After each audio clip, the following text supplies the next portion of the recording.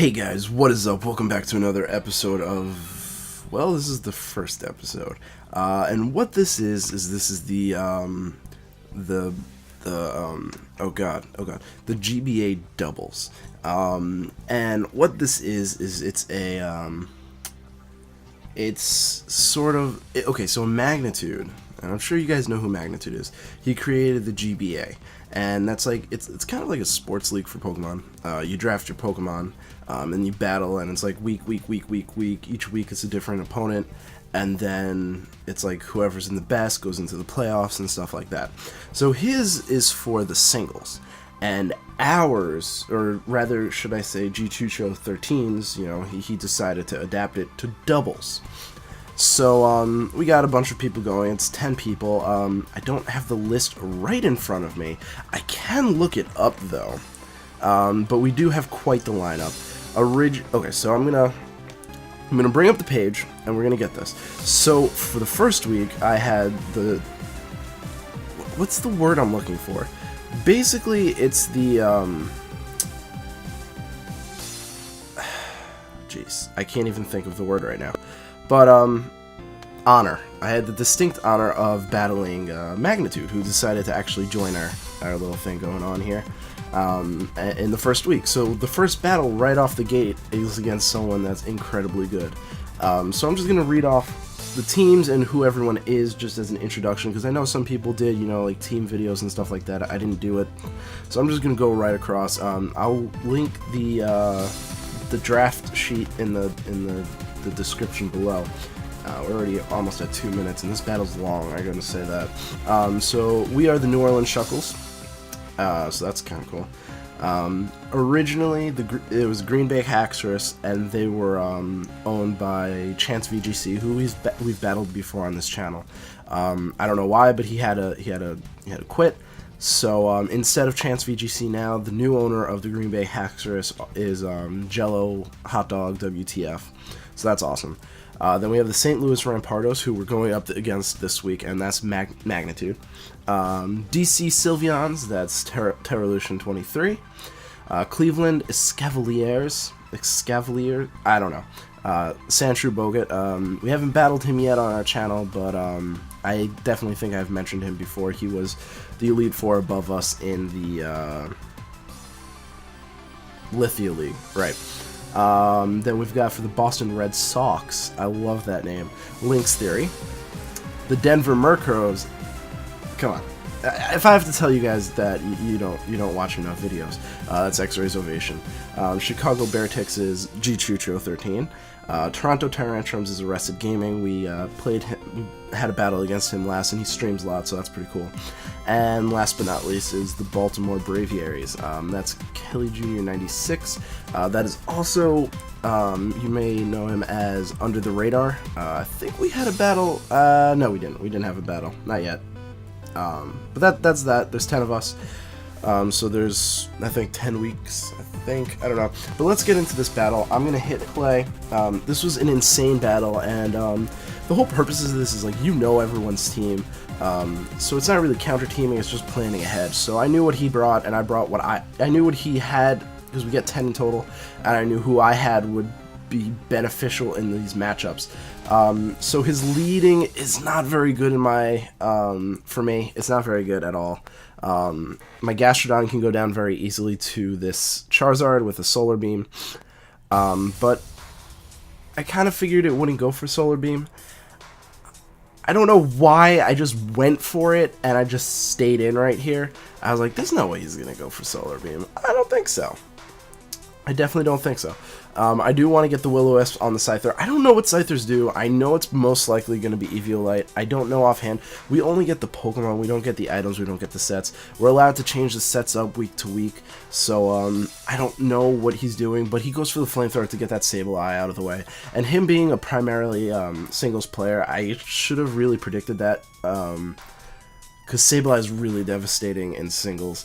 But I do go for the Toxic on the Charizard. I knew I didn't have anything to truly hit it hard, hit it fast, KO it quickly. I do have my Excadrill, but it wasn't a time to bring it in. It's Sand Rush, so currently it doesn't outspeed, and so on and so forth. So he brings in his Garchomp over to my Tyranitar. I just wanted to test the waters to see what he would do, so I protect with my Tyranitar. I am Mega Tyranitar, and I purposely didn't Mega because I wanted to keep that Mega just in case, like, he was going to switch in his Charizard while I was in and cancel the Sandstorm, so I can rebring the Sandstorm back up. That was my goal with Tyranitar here, to keep that Sun down. I didn't need the Sand for anything, really. I mean, residual damage and stuff like that. But he goes for the, I think it was Hydro Pump, and this is why I carried Gastrodon. I planned out my team pretty much all in advance, and I think I was the only one who really did that. But I did that because I needed to cover my weaknesses. Now, this is my Shuckle, Trick Room, Sand Room team with some additions that aren't exactly VGC legal, like Excadrill instead of Garchomp, or Mawile, for that matter.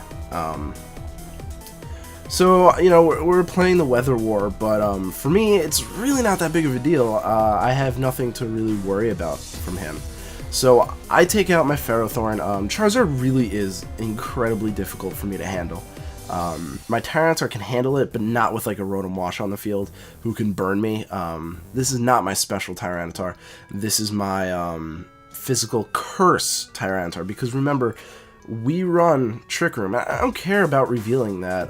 As you can see, I take a burn here. That doesn't matter at all, and you'll see exactly why that doesn't matter. But I brought the Sand back in this turn so I can get a non-drought, negatively affected Muddy Water. I didn't expect it. I actually really did expect it to KO that Charizard, but it doesn't, and that was a little unfortunate. But this Toxic, and okay, yeah, so I was like, okay, this Toxic is gonna take it out. Charizard's done. I don't have to worry about Charizard. I'm down right now. I think it's 6-5 him in his favor, so I'm definitely down. But what are you gonna do? So I go for Muddy Water, not because it's has the accuracy drop. I actually go for it because it's not like Surf where it hits everything. You know, I don't want it hitting my team. Most of my team does run Protect, but I don't want to waste a turn just because I want to attack one thing. You know, so that's my theory on that. So I bring back my Tyranitar. I have no need to stay in here at all. He's definitely not going to be going for the Scald and or Hydro Pump, but I'm pretty certain that there's no need to be in there. And I see this is a good spot to start setting up Trick Room. I go for the Ice Beam. I'm at +1 because of the Storm Drain. But he actually goes for Whirlwind, which is something you very rarely see in doubles, but this isn't VGC. It's not 4v4. It is 6v6. So it does have some singles elements to it. So you might be wondering, Ryan, can we talk for a second? Why'd you bring Delphox in? Delphox is fire. You've got that. It's Fire Dark. You've got Mandibuzz part Dark. It's Fire. Fire Psychic. You got the Mandibuzz part Dark. You got the Rotom Wash. It has Water. So what are you doing? Well, I was really hoping he'd go for a Water attack on my Delphox. Why? I run Absorb Bulb, and you'll see it right here, so I'm not actually spoiling anything. Absorb Bulb is really beneficial, because it basically neutralizes one water attack, and it raises my special defense in the process. So I kind of want people to, I want to bait people into, like, you know, using super effective moves against me. It's almost like using weakness policy. So I get the poison off, I go for the Power Whip. That was an unfortunate miss, but honestly, it didn't really matter. I'm going to say that right now. And you're like, Mystical Fire, what are you doing? It's supportive. It's very supportive. This Rotom can do a lot of damage to me, especially if I didn't get it off. The Power Whip, that is. And if I can use Mystical Fire, it's not going to be doing a lot of damage, because Mystical Fire lowers his special attack. Now I could do Heat Wave, and I originally planned on doing Heat Wave, but I forgot about it when I was breeding, so I didn't get that egg move. So I was just like, well, now I need to improvise. So I was like, alright, ding, ding, ding, Mystical Fire. So finally I get the Power Whip off, and we are in Trick Room right now. I don't know if I said that, but finally the Rotom goes down, so I don't really have to worry too much about it. I go for Muddy Water because, I don't know. I figured that was my best bet. Ice Beam probably would have most likely done a lot more damage, but it doesn't have stab. And you know what, that accuracy drop could become beneficial. I mean, he only really has knockoff that I know of. I can't say for certain that's what he's got, but... So, I figure Scyther's really fast, right? Yeah, Gyro Ball should do a lot, but I think Gyro Ball doesn't really work that way in Trick Room, so I don't know. It's not like Scyther is immune to it. Not immune, resistant to Gyro Ball. I might be wrong. It might be totally resistant, but personally I don't know. So, what are you gonna do? So here, oh good, I'm still sick and it's ridiculous. So here he brings in Charizard, and I know he's gonna die this turn. But he did U-turn before, so he didn't actually bring it in. So I went for the Leech Seed because that Gyro Ball did nothing. And I go for the Recover so I don't die this turn. I was considering running Protect on Gastrodon, but Recover is really, really useful. So he knocks off my Rocky Helmet, which is really, really unfortunate. But there's not much I can do about that. My main concern here was getting the Leech Seed. I know it wasn't going to give me a lot, but it's still HP to get. It gave me what, like 1? Yeah, it gave me 1, but I was 1 HP is better than no HP, you know what I'm saying? So he brings in Trevenant, and I'm like, well, what is this thing going to do? Trick Room's over, so his roosting is going to start happening. Yeah, and he goes for the Horn Leech, and I was like, oh, I forgot about that. Can I survive? Nope. Nope, nope, nope, nope, nope. Can't survive that. That's not happening.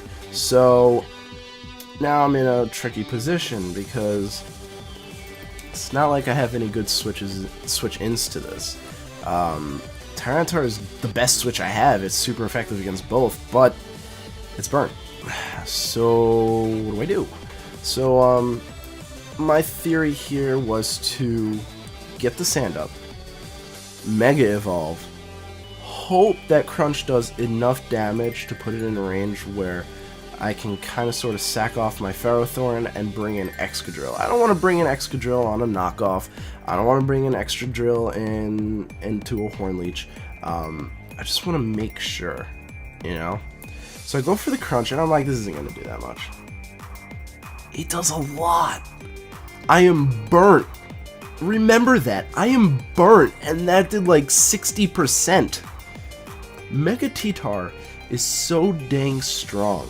And I also want you guys to notice that the only amount of hacks that's happened so far is the miss of the Power Whip, and it ended up not really mattering in the least bit.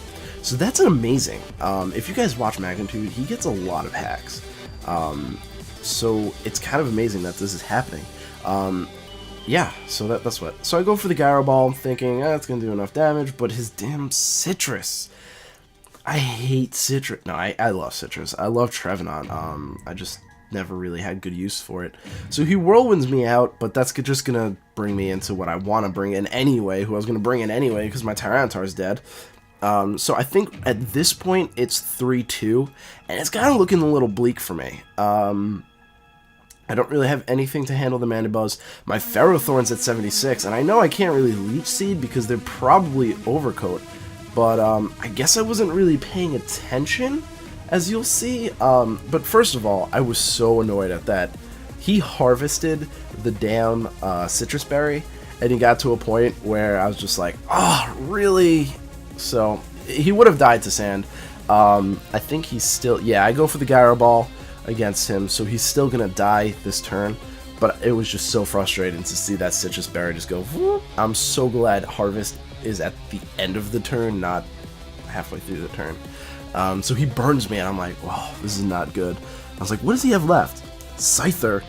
Oh, I'm really fast now. I'm faster than everything because I'm Sand Rush. And I know this Rock Slide should KO. It does! Alright. So now it's 2-1, and Excadrill just basically helped me bring this game better. So I'm like, well, now I have to go for the Leech Seed. It may be Overcoat, but I kind of have to go for it, you know? And then I see the animation, and it goes, and I was just like, is it not Overcoat? Because if it's not overcoat, then I think I have a chance. Because my Excadrill is not going to KO it. My Ferrothorn isn't going to be able to KO it. And especially since it also has Rocky Helmet. So it goes for Roost, and I'm like, oh, this is going to be like forever. He's going to stall out my Excadrill, and then it's just going to be Amanda Buzz Excadrill, Amanda Buzz Ferrothorn sort of thing. I go for the Gyro Ball. I didn't know at this time he has Rocky Helmet. So I'm like, well, I'm in a huge predicament right now. I lost the speed boost, but I'm still faster than the Amanda Buzz. I actually really quickly checked that out because I wanted to make sure. But there's a glimmer of hope that he's not overcoat and that I can stall him out with Leech Seed. It's happened before. It's not a tactic I want to use in the beginning or even in the middle. It's very last-ditch effort. But I knew at this point, if I wanted to win, I can't keep going for Gyro Ball or Power Whip. I can't, because even though he can stall me out with Roosts and stuff like that, the overall damage I'm going to get from his Rocky Helmet is going to put me at a point where I can't win. And he gets flinched. And this is the second flinch in a row. And I did say, this has been relatively not hacksy. I'd like to personally think that the hacks didn't really truly matter. Excadrill was going to go down. There's no doubt about it. If the battle continued on with no flinches, Excadrill would have been dead. I have no doubt about that. My only thought process is that his moveset was Roost, his moveset was Whirlwind, he had Knockoff. I didn't know what other move he had, but as long as I never attacked him and he had to start attacking me, combination of Leech Seed and Iron Barbs would be enough to bring him down, and I still had 9 Protects and 12 Leech Seeds. So I think I would have been able to outstall him there. I don't know, he might be carrying Burn. If he was carrying Burn, oh, I just punched the mic. If he's carrying Burn, I don't even know if Mana Buzz get Burn. If he was, then he would have won that. If he wasn't, he was carrying Toxic, then I don't think there's any chance he would have been able to win that.